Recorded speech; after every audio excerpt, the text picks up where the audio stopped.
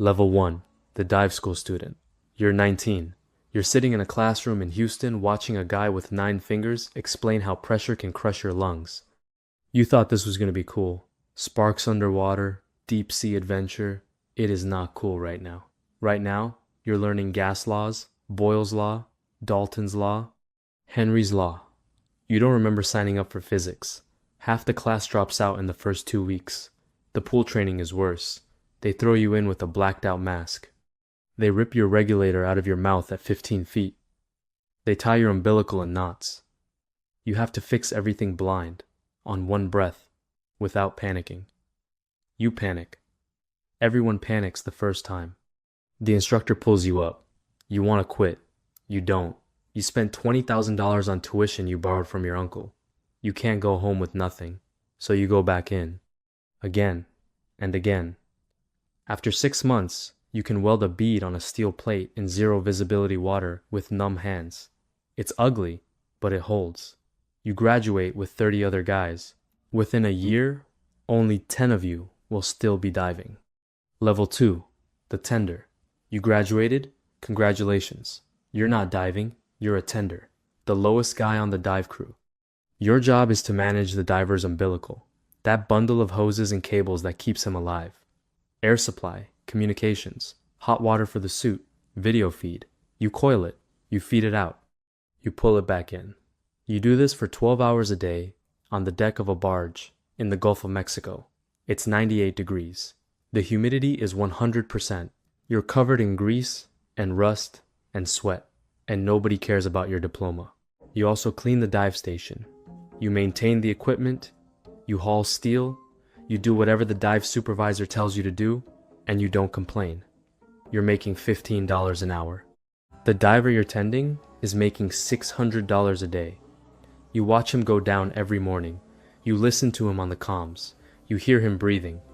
You hear him cursing when the current pushes him off the pipeline. You hear everything, and you want to be him, but you're not ready, not yet.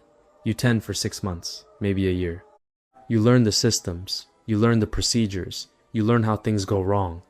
A diver gets tangled in his umbilical 80 feet down. You're the one pulling slack. You're the one keeping him alive from topside. One mistake, and he drowns. No pressure. Level 3, the inshore diver. They finally let you get wet. But you're not going deep. You're doing inland work. Bridges, dams, water treatment plants, ports. Visibility is 0. You're welding in river water that looks like chocolate milk. You can't see your own hand. You weld by feel. You listen to the arc. You read the puddle through your gloves. Your first real job is inspecting a bridge foundation in Louisiana. You drop into 20 feet of brown water. Something brushes your leg. You don't look down. You never look down in Louisiana. Could be a catfish, could be a gator, doesn't matter. You have a job to do. The pay is better now. $200 to $400 a day, depending on the job. You're working for a small dive company. The equipment is old. The boats are older. Safety is whatever the supervisor says it is. Some days, that means everything by the book. Some days, that means get it done and don't ask questions. You weld patches on corroded pipes. You cut steel with an exothermic rod that burns at 10,000 degrees underwater.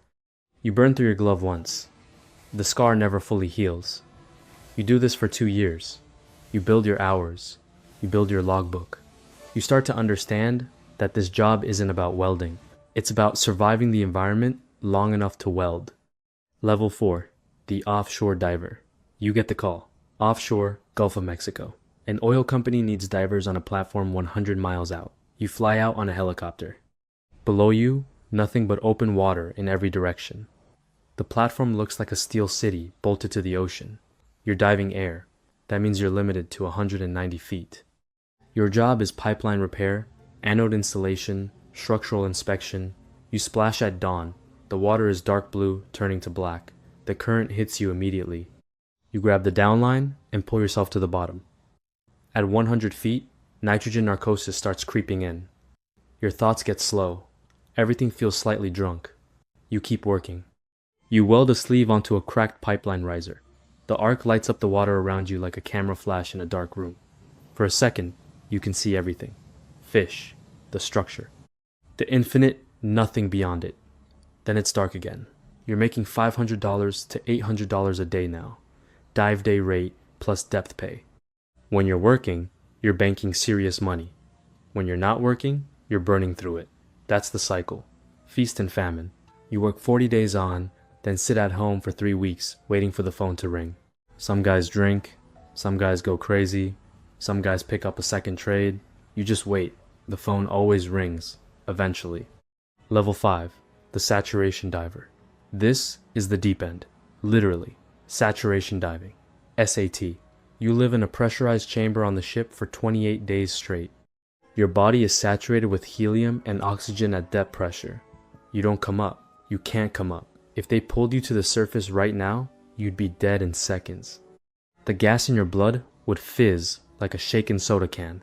They call it explosive decompression. You don't joke about it. Your chamber is the size of a parking space. You share it with 2 other divers. You sleep in a bunk that's 6 feet long and 2 feet wide. You eat microwave meals passed through a medical lock. You shower with a garden hose. Everything smells like sweat and stale helium. Your voice sounds like a cartoon character because of the helium mix. Nobody can understand you on comms without an unscrambler. Every day, you climb into a diving bell. The bell is lowered to the work site. 300 feet, 500 feet, sometimes 1,000 feet. You lock out of the bell and swim to the job. At these depths, the water is black, not dark, black. Your helmet light cuts maybe 10 feet in front of you. Beyond that, nothing. You're welding pipeline connections on the seafloor. Hyperbaric welding inside a habitat, a dry chamber clamped around the pipe so you can weld in a controlled atmosphere. The weld has to be perfect. X-ray quality. One bad weld on a high-pressure pipeline and people die. You're making $1,500 to $3,000 a day. In a 2-8-day SAT run, you can clear $50,000 to $80,000. That's more than most people make in a year. But you're living in a steel tube breathing helium, 500 feet below the ocean surface.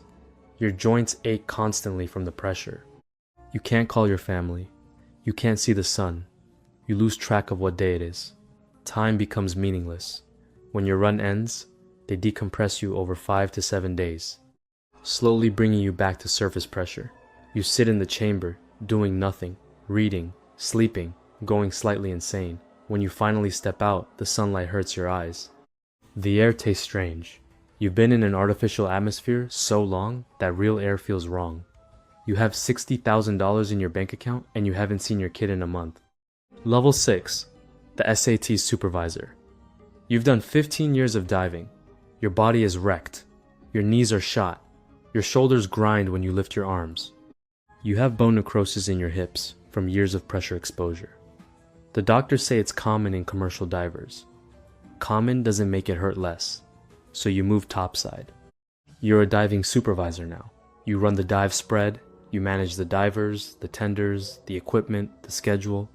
You sit in the dive control room watching monitors, listening to comms, tracking depth and time and gas mixtures. A diver reports his hot water suit has failed at 400 feet. The water is 38 degrees. He has maybe 15 minutes before hypothermia sets in. You talk him through it. Calm voice. Clear instructions. Abort the dive. Get back to the bell. Every second matters. He makes it. Barely. His lips are blue when they seal the bell. You don't show relief. You just log the incident and start planning the next dive. You're making $800 to $1,200 a day. Salary, not dive pay. You work rotation. 28 on, 28 off. You have a house now, a truck, maybe a family, maybe a divorce, probably a divorce. The industry eats marriages. You're gone half the year. When you're home, you're restless. When you're offshore, you miss home. There's no winning. You've seen guys die. A diver in the North Sea got his umbilical caught in a thruster. They pulled him up in pieces. Another guy had a chamber failure during decompression. The pressure dropped to surface in half a second. They don't talk about what was left. You carry these stories in your head. You don't tell your family. You just sit in the dive shack at 3 a.m., drinking coffee, watching the gauges, making sure your guys come home alive. Level 7, the life support technician. This is the invisible job. The one nobody thinks about until something goes wrong. You manage the saturation system. The chambers, the gas supply, the scrubbers that remove CO2 from the breathing atmosphere, the heating, the pressure. You are the reason divers don't die in their sleep. A malfunction in the CO2 scrubber at 3 a.m. could kill 3 men in their bunks before anyone notices. A valve failure could decompress the chamber and turn 3 human beings into something that doesn't have a name. You monitor everything: oxygen levels, helium percentages, chamber pressure, temperature, humidity. You run calculations constantly. You check and double check every system before the divers lock out. You never dive anymore. You might never have been a diver at all. Some life support techs come from engineering backgrounds, but you understand pressure physics better than most physicists. You're making $500 to $1,000 a day, quiet money. Nobody makes movies about you. Nobody tells stories about you at the bar. But every diver on that ship trusts you with their life, whether they know your name or not. Level 8, the retired diver. You're 50, maybe 55. You're done. Your body told you years ago, but you didn't listen. Now you have no choice. Your hands shake. Not a lot, but enough that you notice.